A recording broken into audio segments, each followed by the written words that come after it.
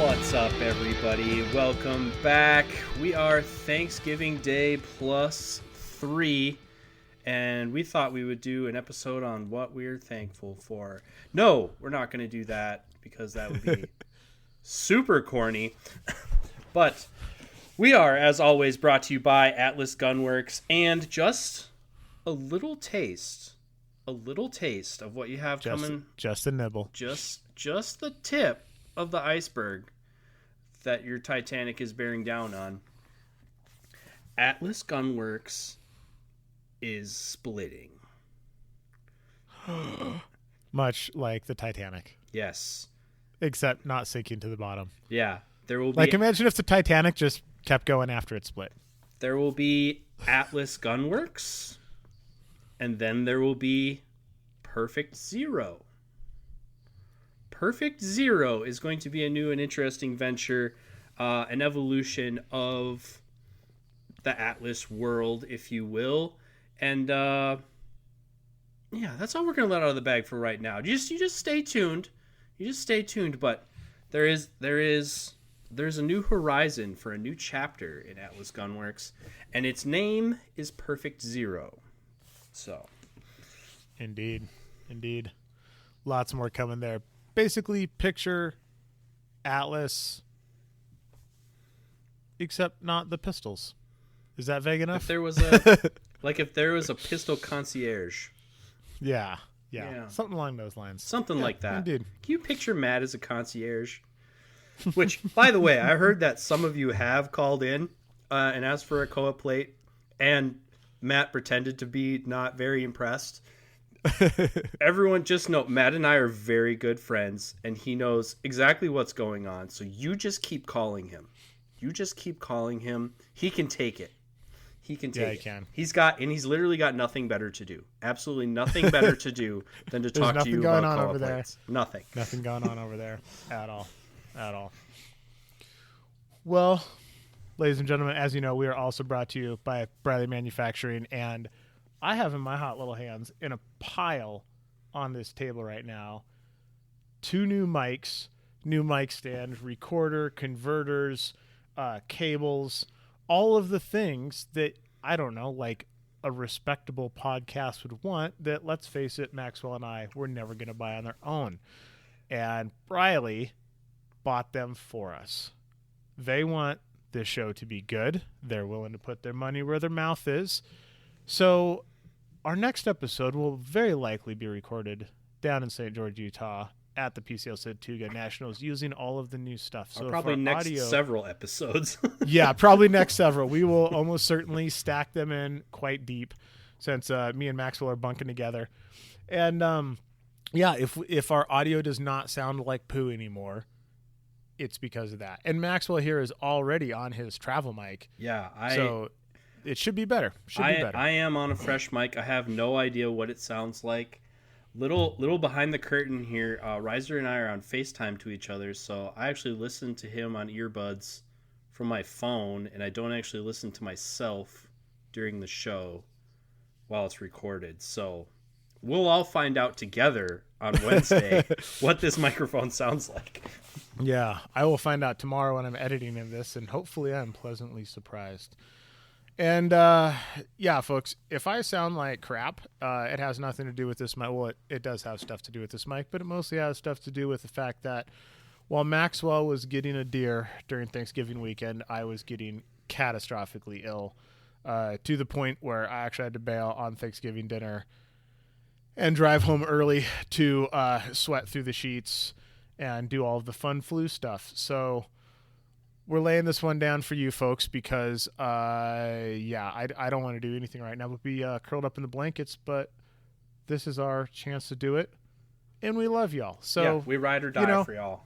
if it's a little unenthusiastic, I apologize. I'm making my very best effort, so I'll try. I've been trying to be one with the woods for like the last week or so. So like I still haven't brought my heart rate all the way up.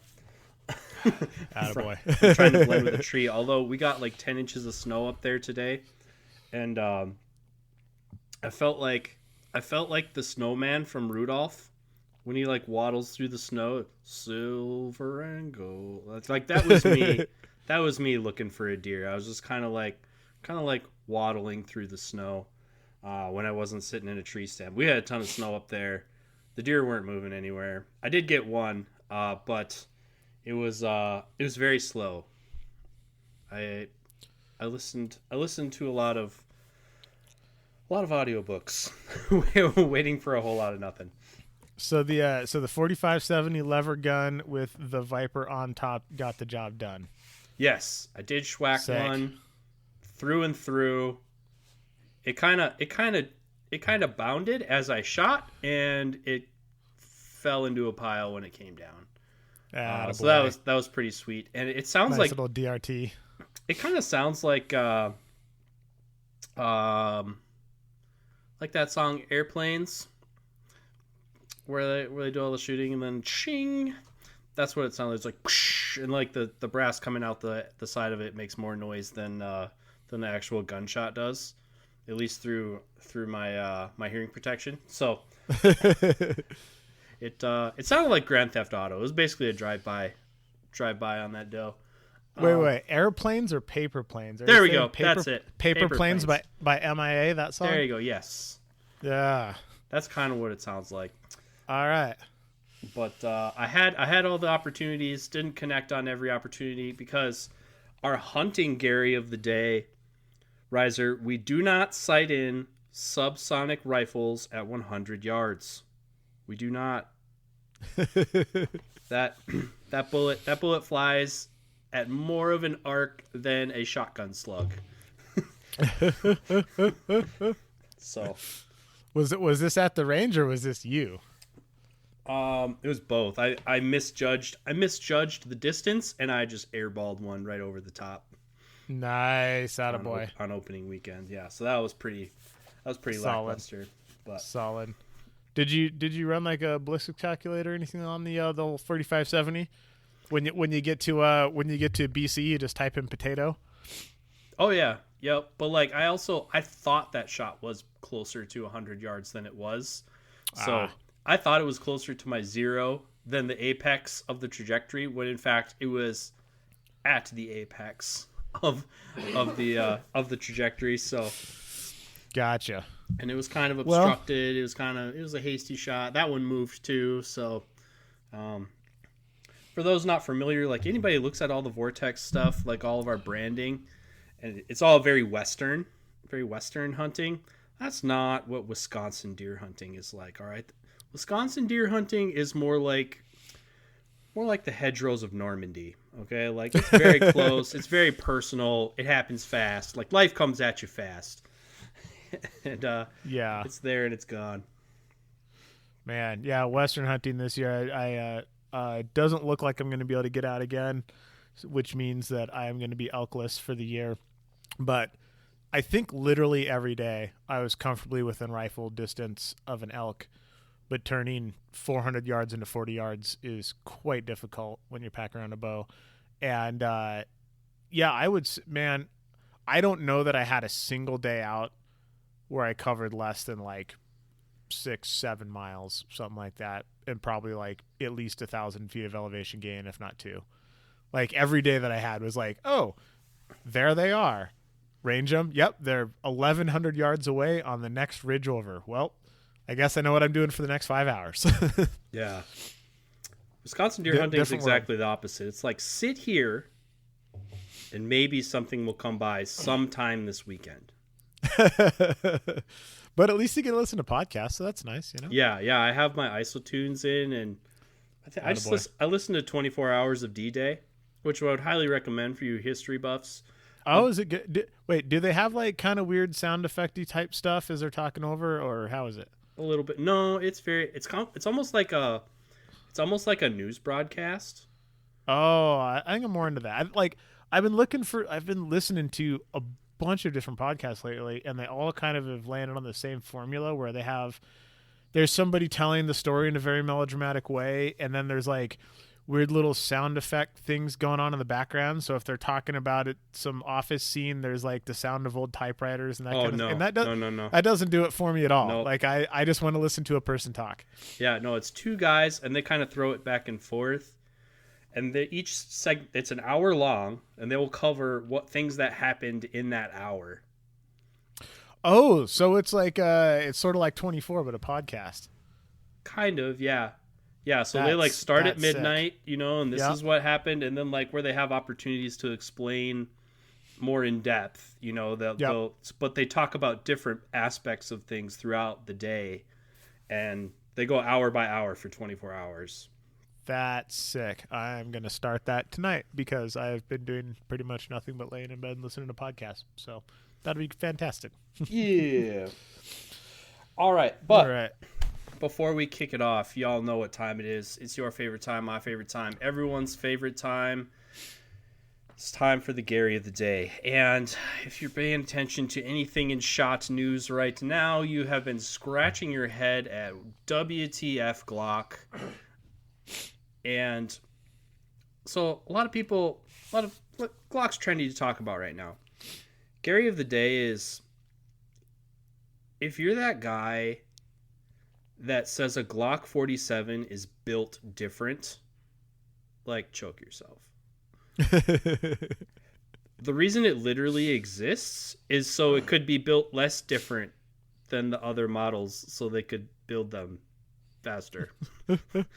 Like, it's literally more the same. Now, it's perfectly cool to have a preference. I mean, definitely, even Riser and I, we like certain Glock models better than other Glock models. 100p. But like, I've seen a lot of people lately, especially because like with the V models coming out, everybody's freaking out about not being able to get whatever their favorite variant is. And they're like, oh, man. And the Glock 47 is the one that's trendy because some people made it trendy. People have been like, oh, Glock 47 just built different. It just hits. Oh, it's just special. No, it's not. It's literally not. It's a Glock. So it's kind of like when college kids try to talk about what beer is good, but they're talking about the cheap beer. It's like, no. Yeah. It's not. It's beer. Yes. Like, yes, it's beer. Wait till you're 30 and you will never drink any of that shill ever again. And yes, one tastes different than the others, but none of them like they try to copy and paste out of the high end guns into the mass produced guns. Like, oh man, no, it doesn't. It flexes like a polymer frame pistol. Indeed. So if you think the Glock 47 hits different, you are the Gary of the day. Yeah. All right. Well, before we get on to our main topic here, we have to do a retraction from our last episode. So here's the deal. Hang on. I'm going to try to do as few of those as I possibly can, you guys. You have my word. We talked a lot of shit about dude who sent in the front sight focus question, and a few things led me to take a stab at his age. So as soon as he was talking about iron sights, I was immediately like, this dude's at least 45, if not over. Oh, no. And then when he used the acronym FSF, I was like, homeboy's in his 60s, I have no doubt. And I said it on the podcast. Well, homeboy reached back out to us. Guess how old he is? 24. I don't know exactly, but he says, dude, I'm not even 30 yet. But hey, I'm stoked that somebody under 30 is interested in an iron sight division. So, well, here's the thing. So he apparently is he is the knowledgeable guy in his group of friends, as many of us are. And he shoots with a lot of old FUDs, and he is trying to talk them on to red dots, and apparently that is a lost cause. And so now he's at least trying to talk them out of front sight focus. So I applaud your efforts, sir. I applaud your effort. Well done. Well done. Man, that's a good thankless job right there. Yeah.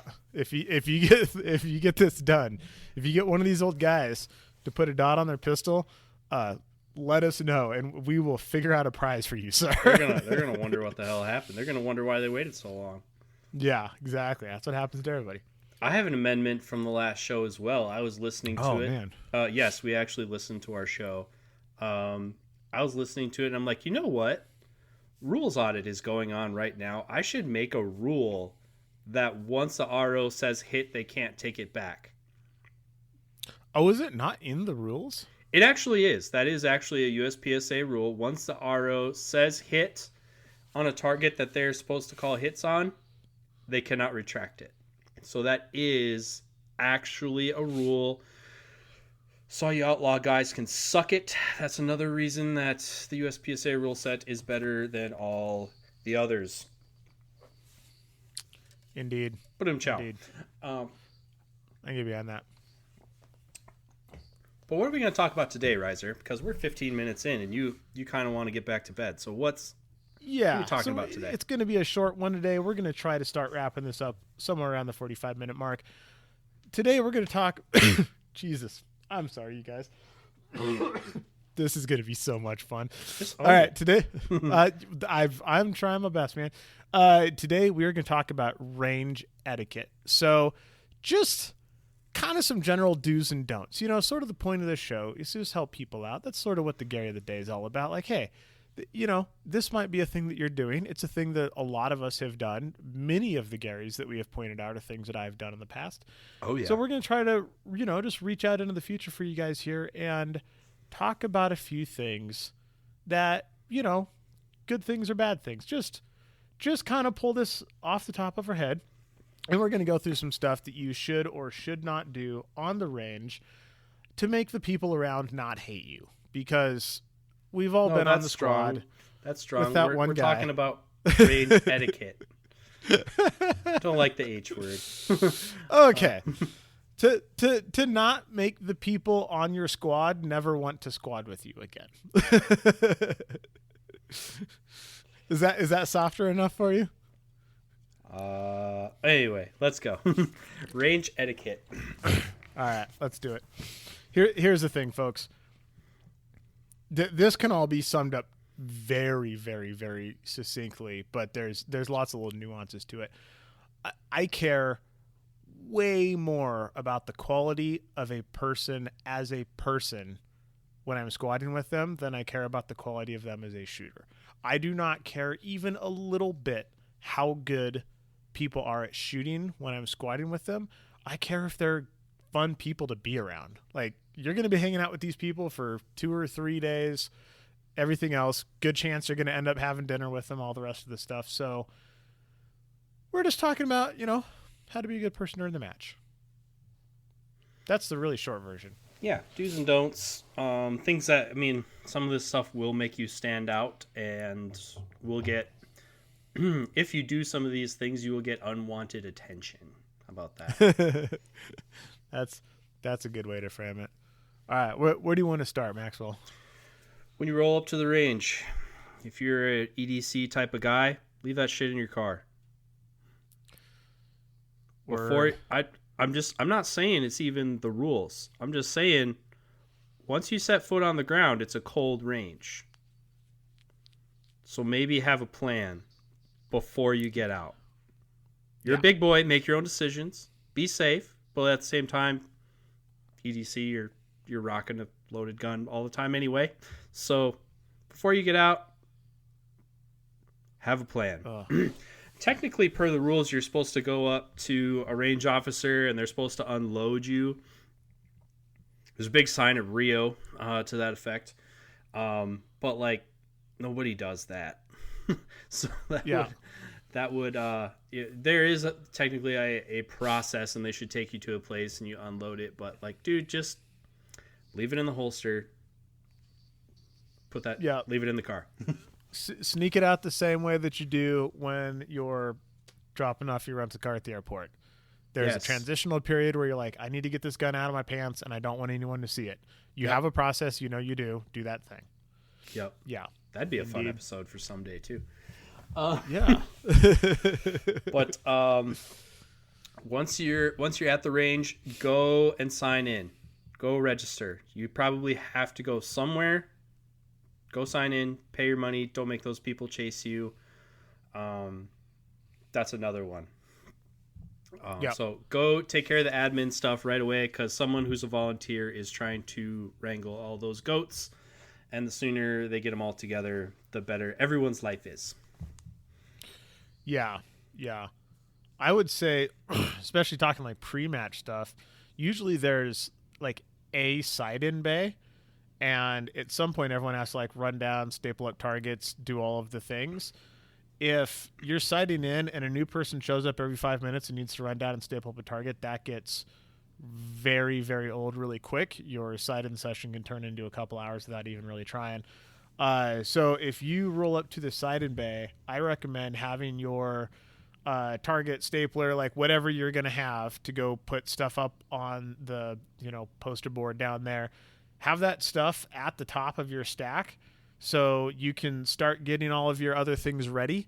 And then if someone's like, hey, we're going to go to cold range, Bob has to staple up a target, you can just like grab your stuff and run down there with him. You don't have to stop it again 3 minutes after Bob gets back and stop the whole show again. And then I would say the next thing is I would arrive to the range with prepped equipment, namely loaded magazines. Oh, yes. If you can, arrive to the range with loaded magazines. Because once you get there, from a competitive standpoint, you're going to want to start digesting the stages, because those are an unknown, so you want to start breaking those things down. But also, once things get rolling, like, you are really supposed to be engaged in the match and the resetting and all that. So the more that you kind of have gear prepped already, so that you don't have to do a massive amount of prep, that's big. And another one in this same vein, do not load magazines during the walkthrough when they're reading it. I remember a very specific, this has been 15 years ago already. I remember one guy at a Minnesota 3-gun match. It was at SCAPSA for all my Minnesota people. Some guy at SCAPSA in the middle of the briefing, like the big briefing with everybody, he's loading an AR mag.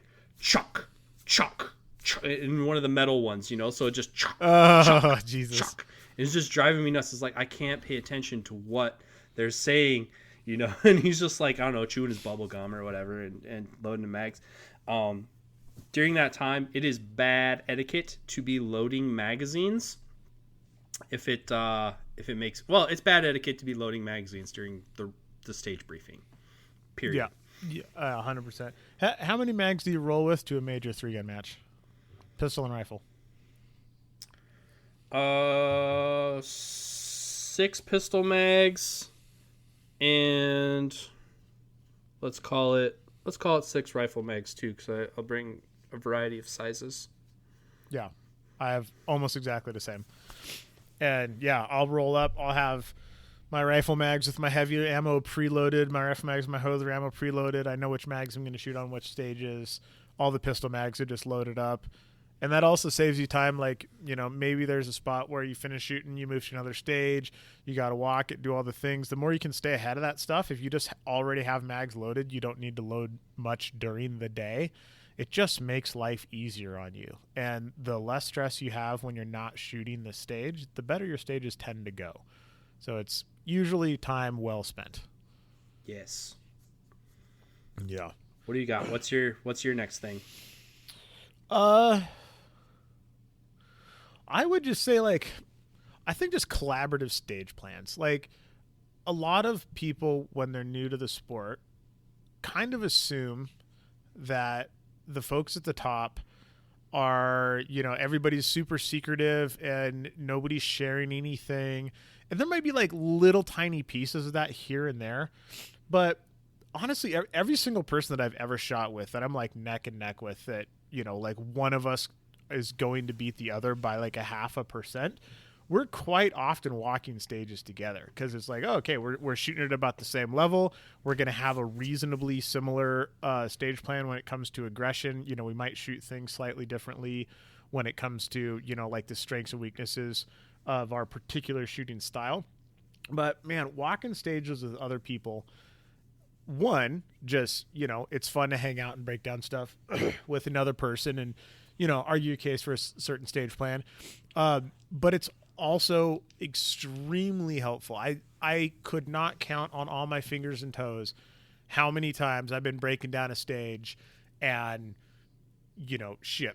Brian Nelson or Daniel Horner or, like anybody that I've ever been walking a stage with has been like, hey man, did you see that one over there? And I'm like, oh shit.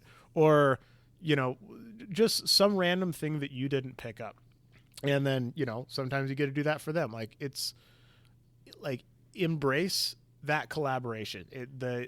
The plan is to outshoot the other plan. The plan isn't to hide your super ninja stage plan so they don't see it, so you get to outsmart them. Also, the people who shoot this sport are pretty smart. So if you have a super ninja plan that's so ninja that nobody has seen it, there's a good chance your plan is terrible and nobody else wants to do that for a really good reason. So it might be a good idea to show it to somebody, just be like, hey man, is this a good idea? And sometimes they're like, no, no, it's not for this reason. Well, and like, I think it's a very like A class, B class kind of mentality of like, oh, you're going to find something sneaky. And it's like, it's just out there, but nobody else sees it. And it's going to cut off a huge time. In Outlaw 3-Gun, that does happen. There are times where somebody figures something out, and it's like, ah. But, like, also, like, the odds of me figuring something out that, like, Brian Nelson didn't see, pretty small. So it does happen. It's very rare. Usually the sneaky stuff comes down to, do you have the skills to pay the bills to do that kind of thing? Right, so it's going to be like shooting an activator, and then what can you get done before the target comes out? That kind of stuff. Like the timing has to work, and you have to have the skills to do it. And then analyzing risk versus reward. Like the quintessential example would be like if they line up four poppers that throw 4 clays. Everybody wants to get all 4 of those clays in the air. But is it worth the risk? Like, depending on the scoring system, messing that shot up and missing a clay could be not a big deal, or it could be catastrophic. Could save you a lot of time. Malfunction. With 4 clays in the air, could be the end of your match. Right, but like, or even if you get it right, it could be like a ton of risk, but not actually save you a whole lot. So you're assuming a lot of risk for not a whole lot of reward. So it's that kind of stuff. It's more like the sneaky plans tend to come down to, can you cash that check you're writing? Kind of deal. I just did a video on this from Memorial 3-Gun. Actually, they had 3 poppers that threw pretty low clays, and kind of went through the math of doing 2 then 1 versus doing all 3. And by my best estimate, if you absolutely nailed the sequence, you gained 0.2 of a second, and if you missed 1 clay, it was 5 seconds. So we're looking at let's see, it's 2. Is that man, my math isn't good enough. I think that's a 500% underdog. Basically, like you gain so little for risking so much. Yeah, but the perception is like, oh, saving time. But the risk versus reward on some of that stuff is, So I think people are usually pretty open about their stage plans. Generally, like, the perception may be that top guys are secretive about their stage plans, but you'll also tend to find that the lower someone's classification is, the louder and more prevalent they tend to make their voice heard. So like, B class shooters just tend to love to tell everybody about their stage plan. And kind of towards the top level, it's kind of one of those things. It's like, we're happy to tell people our stage plan, but like, I ain't gonna beat you over the head with it. Like if you ask me, I'll tell you. But Yeah. so a lot of times they just kind of are keeping it to themselves just because it's wasted on most people. Yeah, and we've already been through that thing of like trying to convince somebody not to do something dumb, and you're like, at some point, you're like, hey, you know what? You just have to go over there and touch the stove, Yeah, and go ahead. see how hot it is. Yeah, So, go ahead, touch that thing. Yeah, exactly. But I mean, like, I can't think of a match that I've been at this year where I haven't gone over it and been like, hey, James, is this a good idea? Like, hey, Joe, should I do this? Or like, what are you doing here? Or like, everybody on our same level, like if they're around and I'm walking a stage, like, hey, AJ, what's happening at the end here with the pistol? And I've never had anybody be like, I don't know, and this walk off and pretend like they don't have a plan or just not like everybody's like, oh, I'm going to do this, and this. I did see that you could do it this way, but I think, for me, this is probably a better idea. Like dope. Like everybody's down, communicate with other people. I would say it comes up more often at the local level, where people are thinking themselves, and that's where often at the local level is where you're going to come across people who maybe have less experience or at lower skill level. So they'll come up to me and they'll be like, hey, what do you think of this? Like, go over here and then go over there and then go over there and then go over there. Like, and they fell into some obvious trap. And I'm like, no, man, I'm going to stand back here and shoot everything from this corner. Yeah. Oh, but that's 5 yards further away. I'm like, yep. But the bullets run faster fly than I do. way faster than I go. Yeah, exactly. Like Yep. I can take an extra 3/100ths of sight picture on each of these targets, and it won't even remotely add up to the amount of time it's going to take me to run through that little gauntlet. Well, what do you think? What if I go over here? I can get prone over here and shoot the 50-yard skinny Sammy. Nope. I'm going to stand on my hind legs and shoot it like a man. Indeed. Yeah. How many extra makeup shots are you going to chew up during that time? Yeah, some janky positions, like I can miss a lot in that time. Yeah, for sure. Yeah, miss fast. Engage your inner Varric, your inner Brian. Just miss real fast. I would say like a really key consideration, because I've actually seen this a disturbingly large amount this year. Understand what ammo you can and cannot have during a match. Green tips are out. Steel shot is out. Things along those lines. Like I can't think of any other examples off the top of my head. I mean, some other ones were like sabot slugs aren't for shooting out of smooth bore barrels, but that's not going to do anything but ruin your stage. Where the other things can, frag people, get you DQ'd, things along those lines. So just understand that basically ammunition with steel in it is usually a pretty bad idea. Like if your bullets stick to a magnet, you might want to rethink that. Yep. There is some magnetic ammo that is not steel core, but it's rare. And if you're going to shoot that kind of stuff, carry around a set of dikes, the tool, so you can cut one in half in front of somebody and show them that it's not steel. Yep. Indeed. But I do have to say that understand proper ammunition.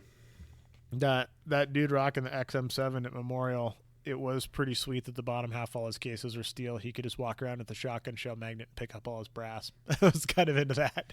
Your like, tax dollars, hard at work. That's right, folks.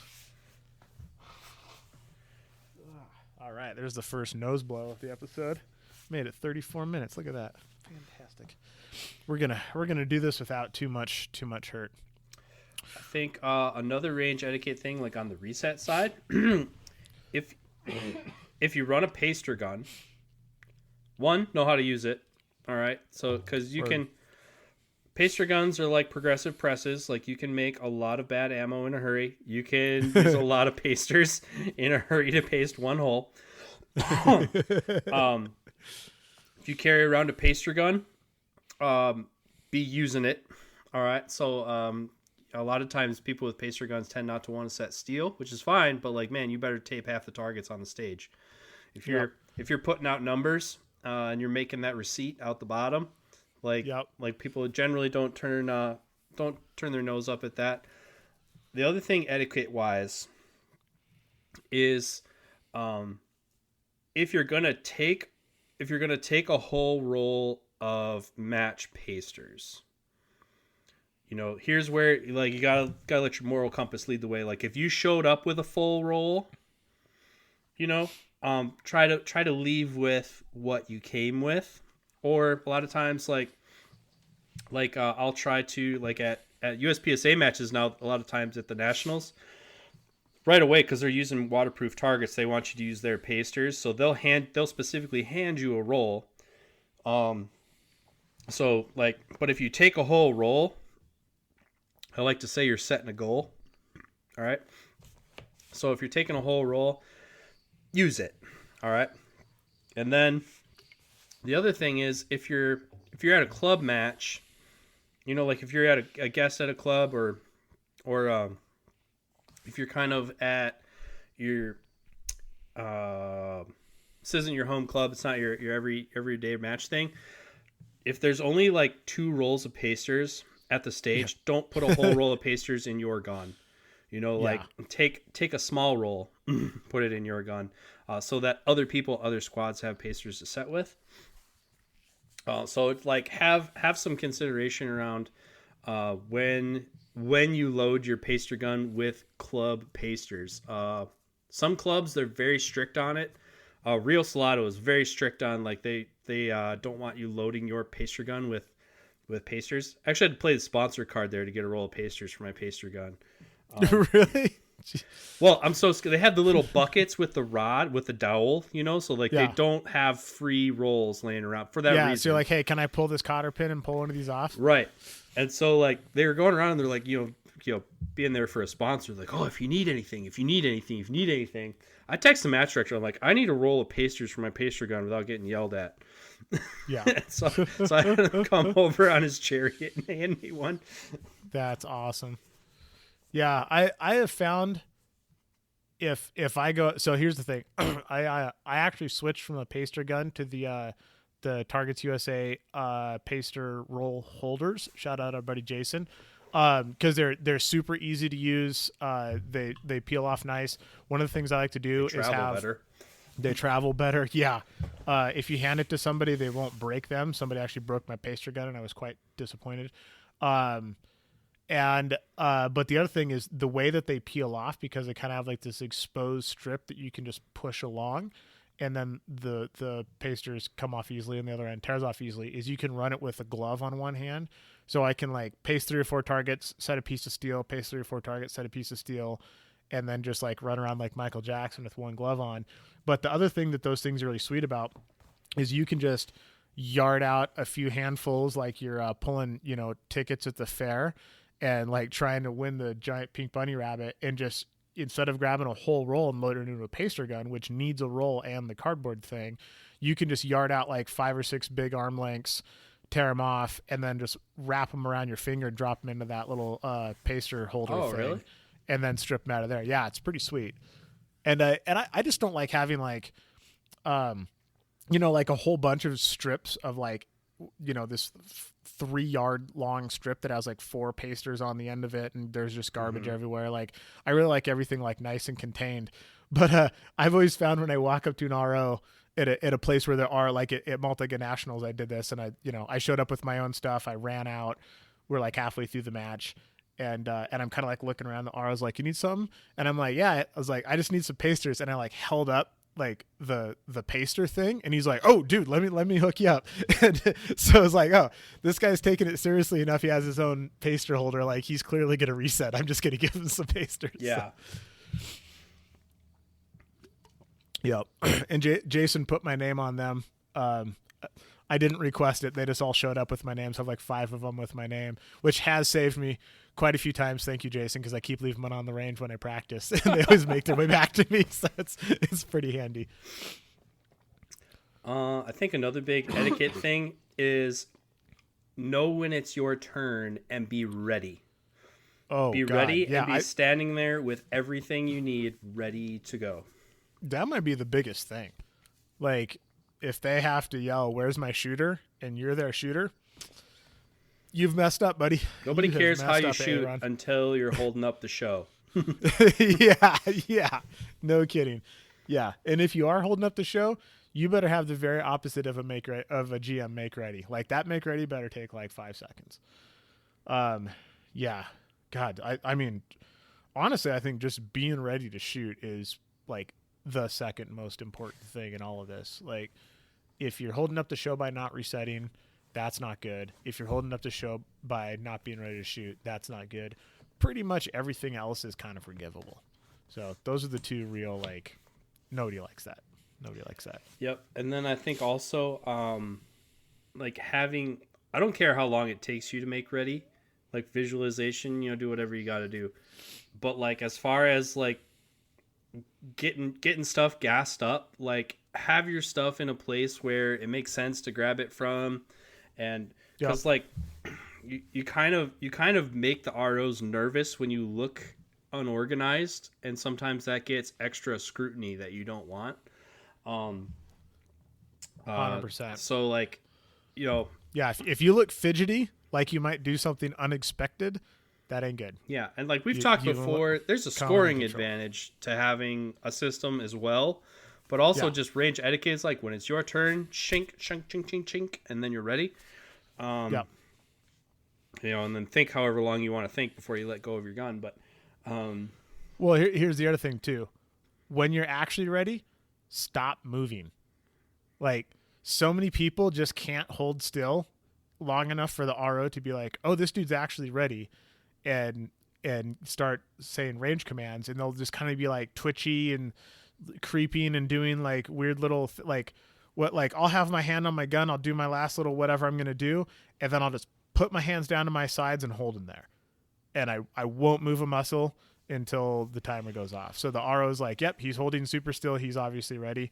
I've seen a lot of like both sort of false starts because somebody is just a very twitchy person in that moment and they weren't ready, but because the RO's seen him do this 4 or 5 times, they're like, hey, he must be ready. And I've also seen shooters have to like turn around to the RO and be like, I'm ready, and they've been ready for a minute, but they never stopped moving the entire time. So yeah, finish your make ready routine, put your hands in the starting position, and then stop moving. Absolutely.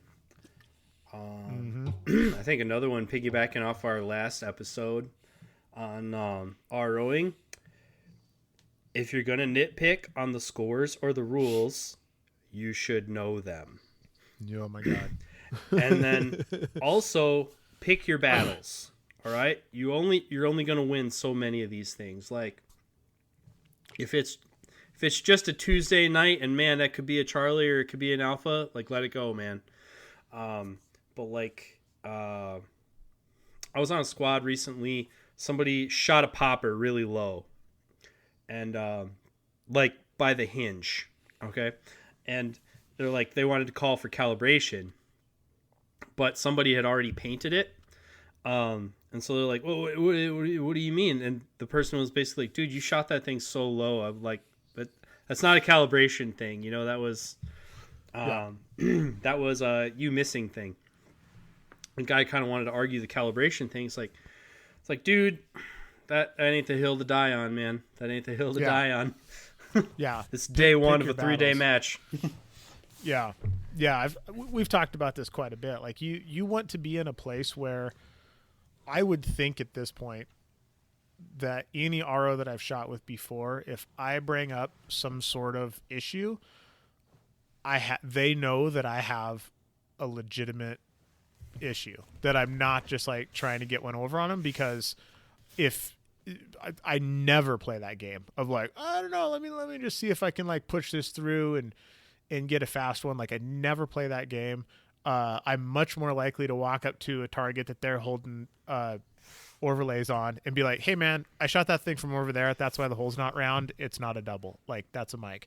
Like I'm much more likely to do that than I am to ask for a mic on or ask for an overlay on something that, like, I'm not going to ask for an overlay on something that I don't actually think is a double. And you want to find yourself in that place. That way, if Adam walks up and he's like, hey man, can I get an overlay on that? They're like, oh, Adam's sure that he shot this thing twice in the middle. I'm going to actually spend some time looking at this overlay and not just brush him off. Like, you want to find yourself in that place. Yeah, there are definitely shooters in both categories. There are shooters who, when they raise something, it's like, what now? And there's other ones that are like, oh, I don't know if he said that happened. If he said he shot at it, he probably did. Yeah. Kind of thing. So there's definitely people on both ends of the spectrum as far as known shooters. There's definitely known shooters who are always raising a concern or an issue, or like, man, rain clouds seem to follow them around, and you Yep. you want to be careful that doesn't become you, just because it's unbecoming. It's bad etiquette. Yeah, indeed. All right, I got a good one. Learn how to unload your shotgun without racking every round into the chamber. Whatever Yes. your particular shotgun needs to just go and run everything out of the tube, learn how to do that thing so you can unload your shotgun without it taking like a minute and a half and just spewing all the rounds onto the ground. Or at the Also- minimum, one shell per rack of the charging handle. Yes, just hold down the. Oh man, Robbie told me what that button's called. I've always called it the Benelli button, the button that releases the shell from the tube onto the lifter. I think it's the shell I think release. Is it the shell release button? Oh yeah, that's a shell release button, and then the one that drops the bolt is the bolt release button. Okay, hold down the shell release button as you rack the gun. That's acceptable. I'll let that one go. Better if you know how to hold the bolt release button in a way that will spit everything out the bottom. Most guns you can do that with. But yeah, don't go one in, button, rack, one in, button, rack. That gets really old. Well, yeah. So like newer Benelli or Beretta shooters, so they'll rack the one out of the chamber, they'll push the shell release, they'll rack it into the chamber, rack it out of the chamber, push the button again. Rack it into the chamber, rack it out of the chamber, push the button again. You can push the button, rack the bolt hand or the charging handle, push the button again, so another one comes out on the lifter, and then one comes out of the chamber and one goes into the chamber. So you have half as many racks. It's super annoying when people do the double rack per shell, for sure. Usually there's a way that you can come at it from the lifter side and push the shell release with your fingers so that you can slip shells out the bottom, and it's much faster. Yep. And much lower volume on your parts, and a lot lower risk for an ND. Yeah. The more you cycle things in and around your chamber, the more the just law of averages, the sooner or later one's going to go off. So if you can cycle shells out of the gun without sending them to the chamber, that's always a good thing. Yeah, 100%. I would say, especially in the sport of 3-gun, just being able to walk up to the line with all of your stuff, not in so much, back to like making ROs comfortable. Like I've seen a lot of people this season just sort of like walking around with piles of guns in their arms and just guns and mags and ammos and everything, and just like walking up, like don't be that dude. If you need to take 2 trips to get everything up to the staging area, the make ready area, whatever it is, take 2 trips, or have like some sort of system. Like I got a system where I can have my pistol and all of my mags on my body, regardless of what the loadout is. Some are like hooked into pockets and stuff, totally fine. And I carry the rifle in one hand, the shotgun in the other hand, either muzzle up or muzzle down, depending on what the range allows. I kind of like muzzle down with both because I can walk over to a barrel and just put it in the barrel and then be hanging out there waiting for the RO to come and, tell me to make ready. Where if it's muzzle up, I kind of have to like hold on to him and babysit him. But whichever one of those the range or the match allows, figure out how to have your shotgun in one hand, your rifle in the other hand, and everything else on your body, or make 2 trips. Or have a buddy. Yeah. Hey man, can you grab a shotgun? Like everyone's going to be down. A lot of times there's also a place like at the start position, like if there's some kind of prop at the start position and whatnot, you can lean a gun there. Like you can just put it on the ground and lean it against, the VTAC wall or the tank trap or whatever. That's usually kosher. Or if you're going to stage it in a dump bucket, it's usually okay to just put the unloaded gun in the dump bucket while you're waiting for them and come back. If you can roll up with all your stuff organized, that's really important. Yeah, and I'd say like, sort of like be looking for work. Like if you're not shooting, if the RO needs some steel painted, if you're all standing around and the guy, tells the shooter to hold on because the target got blown over or whatever, like just be the dude that's just gonna run out there and set that piece of steel and run back really quick.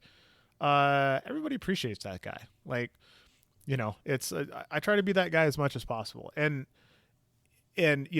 part of it is I want to keep the match flowing. Part of it is I like to help out.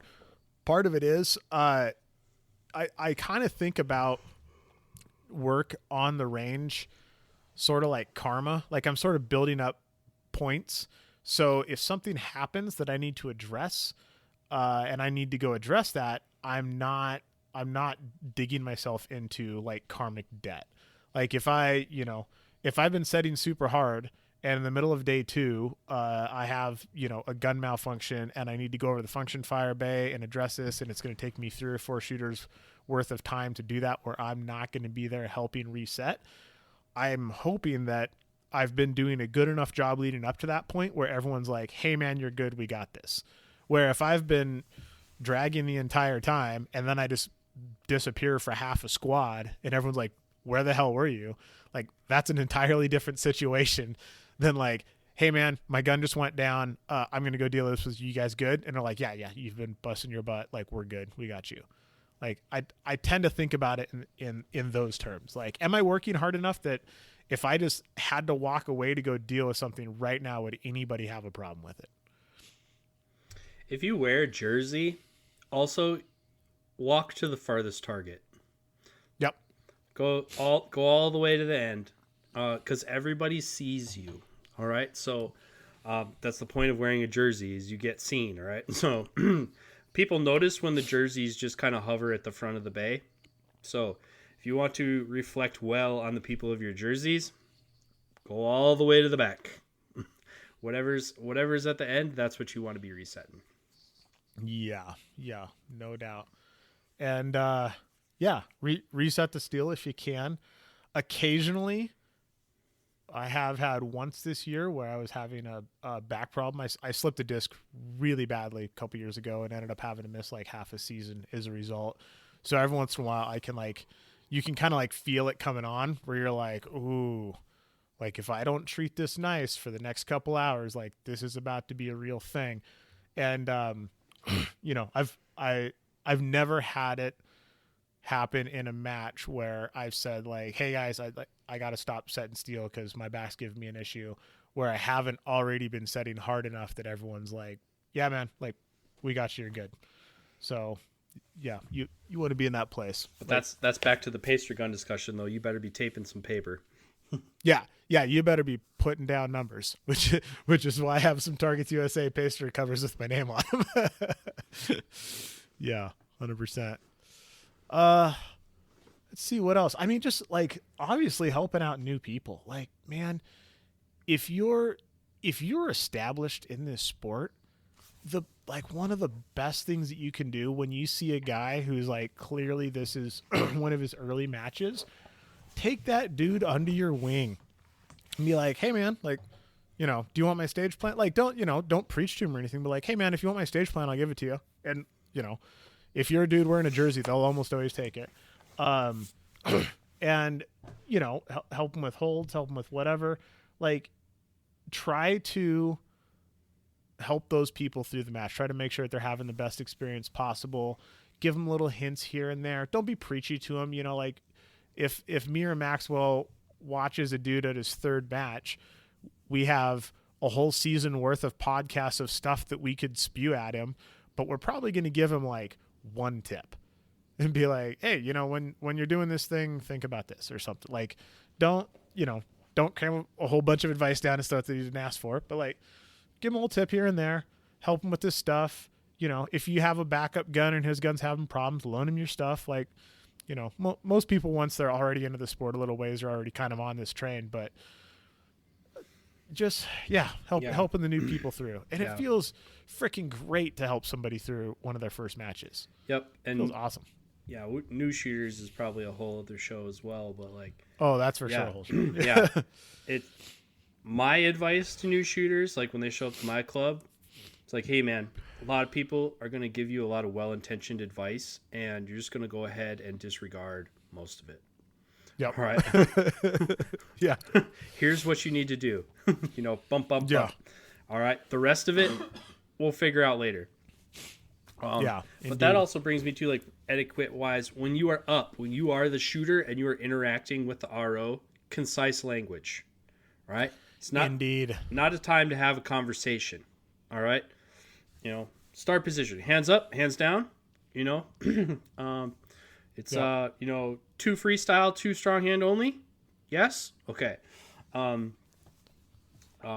Concise language. Think about like talking on the radio. Which, if you don't talk on the radio a lot, concise language is what you want to use.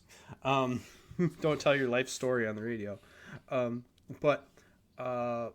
Like in that interaction, you want it to be very, very, very crisp language.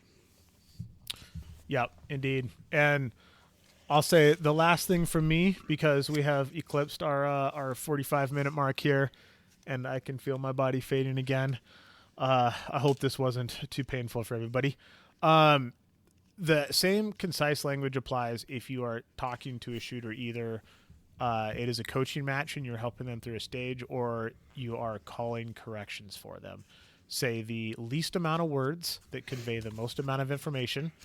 And if you're calling corrections for somebody, find out how their brain is going to translate the information. Ask them ahead of time. Hey, do you want me to tell you where your bullet impacted or where you should hold in order to get a hit?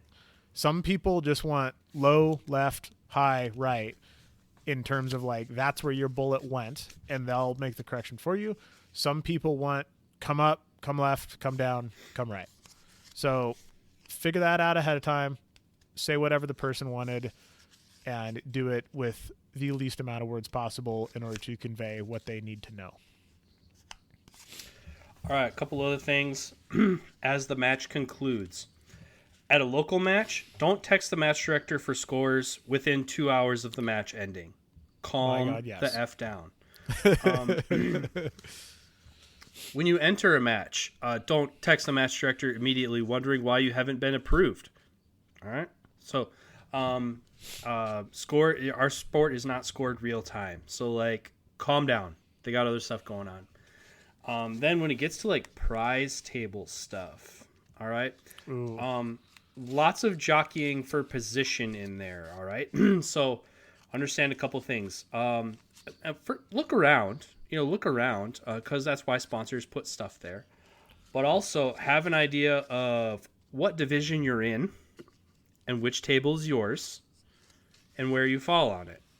All right? So, like, if you aren't top 10, hanging out around the guns probably ain't you, bro. Like, those are going to be gone. So a lot of times it's the prize table walk is a lot like the walkthrough on a stage. There's a compressed amount of time. Everybody wants to see. Everybody wants to figure out what they're going to get. Have an idea of where you fall and kind of what range you're going to be in to have something. So you can reasonably decide ahead of time what you're going to pick. And then also,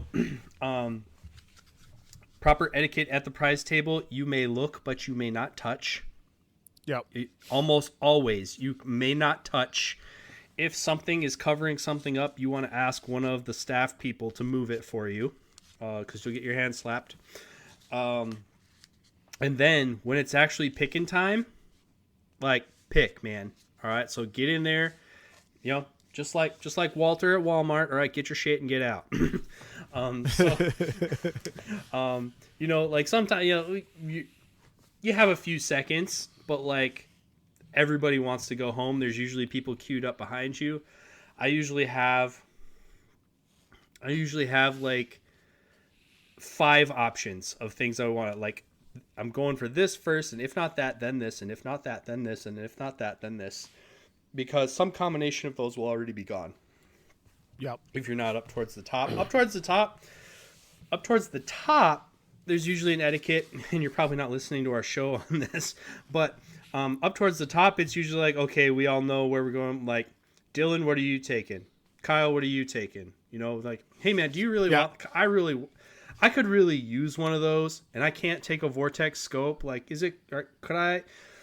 There's gentleman etiquette around at the top around. Hey man, what are you taking? Like, you earned it first, but like, so people kind of know. I've done that at several matches this year where like the top 5 shooters are all standing around having this conversation, so we can all just walk in, grab our stuff, and let everybody else get on with their day. Mm-hmm.